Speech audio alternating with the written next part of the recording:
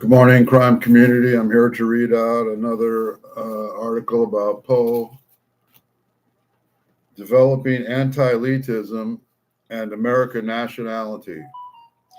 It could be argued, I suppose, that the elitist artist in Poe was his European self, the conspiratorial mass journalist his American self, that the conflict I have outlined in that rebellion against the old parenthood of Europe, which accordingly to D.H. Lawrence ties deep in every American heart.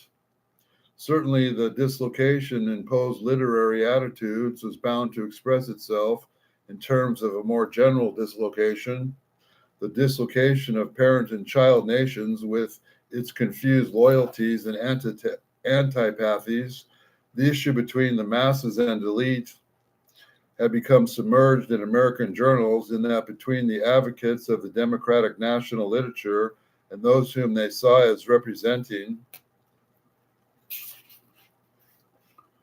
in America the aristocratic principle in politics and its corollary, the anti-democratic habit of feeling and thinking imbibed by the copious and, it must be confessed, delicious fountain of the literature of England. The idea of the national literature which filled the journals of Poe days was, to a large extent, a reaction to the literary dominance of British writers and British criticism in America, and the kind of partisan unfairness in American writers classically associated with Sidney Smith's query, "Who reads an American book?" The formation of a literature of our own, a national American literature, is the dearest idol of our hearts.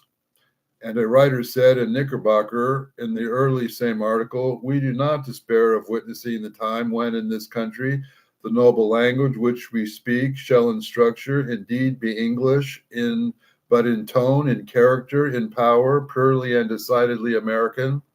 But as F.L. Mott says, when the critics of the period spoke of nationality, they thought not so much of national unity in the literature as the independence from Europe. And there was, of course, a strong conservative opposition to what many literary men considered a species of literary chauvinism. After the Revolution, wrote Lowell, it was decided that the United States could not properly be a nation without a literature of their own. And if he had not been without one, as if Shakespeare sprung from the race and class which colonized New England and had not been ours, and if we had no share in the Puritan and Republican Milton, who had cherished in secret for more than a century the idea of great Puritan effort, and the last embodied in the living Commonwealth. And later in the same article, he said, nationally, then, is only a less narrow form of provincialism, a former sort of clowniness and ill manners. Poe's attitude to the whole issue was always international in its emphasis. He believed that over subservience to European opinion and chauvinistic arrogance about American achievements were both to be deplored, and that the world at large was the only proper stage for the literary histrio.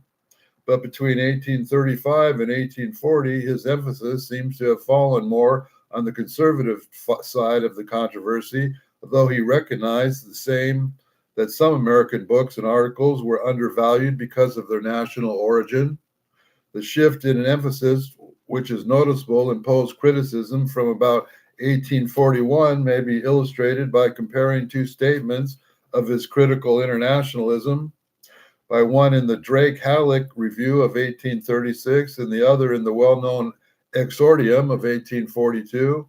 In the early statement, the respect which Poe pays the nationalist sentiment with the hollow ring of lip service and shows itself in tactful subjunctives and adjectives that do not disguise the side in which the real emphasis falls.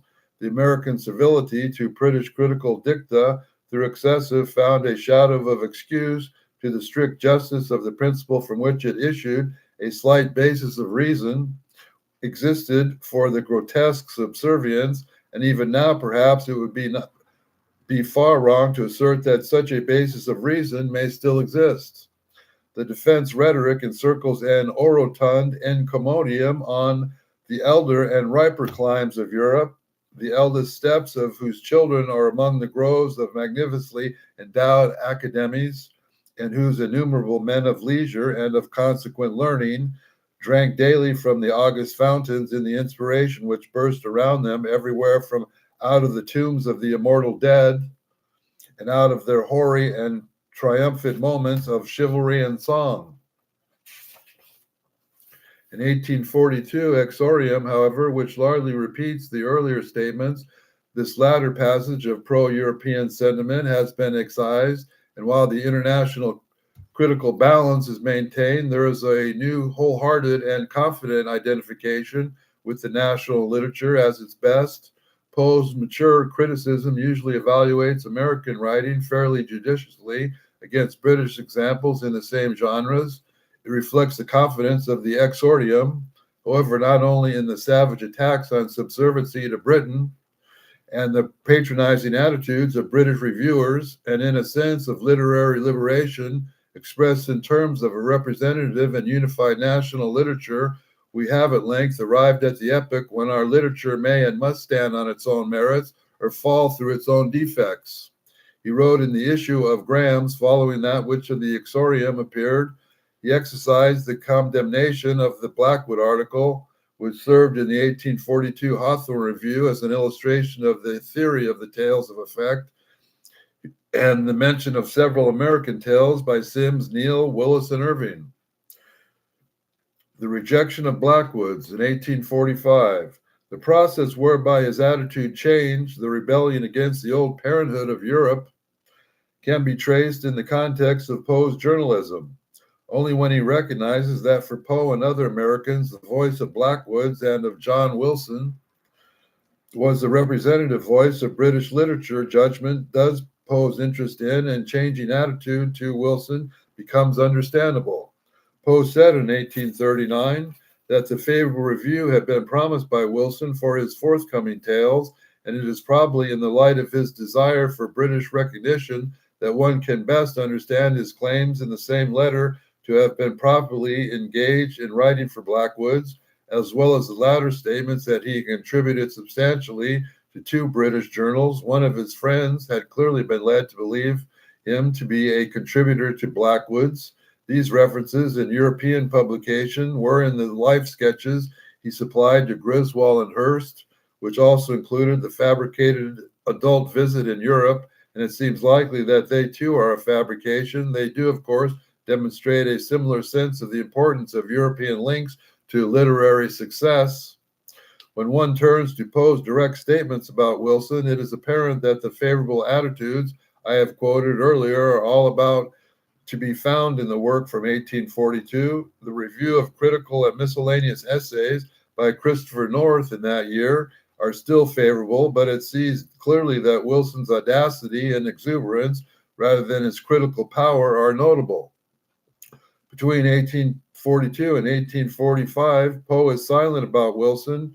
His developing confidence in himself and his work must have initiated that overturning of the British idol, which he accomplished in the pages of the Broadway Journal, the only magazine which Poe ever controlled.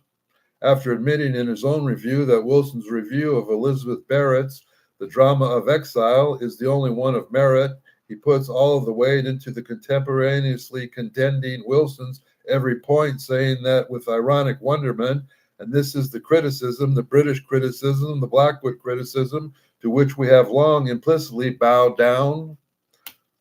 This article is following shortly afterwards by the review of Wilson's genius and character of Burns, which is much less friendly than its general attitude than the review of 1842. After the approving Wilson's ideality, Poe says self-assertively, of one who instructs we demand, in the first instance, a certain knowledge of the principles which regulate the instruction. It was at about this time that in August, Godey's Poe first expressed positive hostility towards Wilson, placing him among the cultural influence he most disliked. Emersonizing in prose, Wordsworthizing in poetry, Foyerizing in philosophy, Wilsonizing in criticism. Next, in the Broadway Journal comes the article in which, after complaining bitterly about the American subservience to British opinion, Poe lashes out at the ignorant and egotistical Wilson with particular reference to the insulting review of Lowell in his indecencies of slang and abuse. And in the last number of the journal, it accomplished a custom praise for the current Blackwoods reprint is placed by the Shirley note that the papers are remarkably dull and poetically especially bad. There's also the little verse, which is probably Poe's handiwork and was certainly introduced by him. I thought Kit North a bore in 1824. I found the thought alive in 1845. That will leave to the end to today's reading. We're going to go into Poe's popularity, which I don't know how that important that is, but the popularity of Poe's fiction seems interesting. So we'll probably get to that tomorrow, or I might read another story of Poe's. I don't know. But if you like, enjoy, and think I'm speaking any truth here, please subscribe, and God bless the children, and have a nice day.